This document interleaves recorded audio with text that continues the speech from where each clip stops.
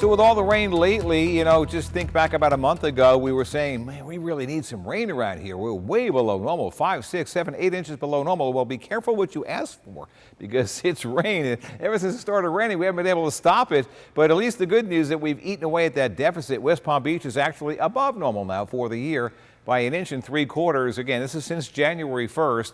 Port St. Lucie is closing the gap. You're almost back to normal, just a little bit of a deficiency there at about a half an inch and just about an inch below normal at Vero Beach. Now, it was worse, though, about 3 weeks ago. You're about 8 inches below normal. And so far in West Palm Beach, 21.75 inches of rain. So we are catching up. Now, what about this really crazy start to the month of June, right? Ever since that system without a name went through here on Friday night and Saturday, it's rained every day. But is this unusual or not? I know it's late at night. Last thing you want to do is stare at a bunch of numbers, but I couldn't resist here. I couldn't help myself. This is just such an interesting set of numbers here. We start the year really slow, but notice as we get toward June, it's the number 2 rainiest month of the year usually. This is going back over 30 years of records. So it's the number 2 rainiest month. The number 1 month is August. Number 3 is September. So we're right there in the top 3 typically for June. So it's really not that unusual, although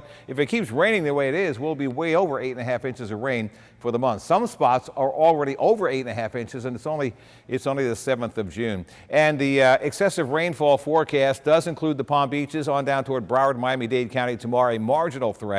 So it looks like the farther south you go, the greater the threat of flooding will be again tomorrow. We just have a lot of tropical moisture just sitting on top of us, kind of an unusual pattern, even for June. Usually moves in and moves out. This is just going to kind of stick around here. We don't have enough high-level winds to blow this stuff out of here.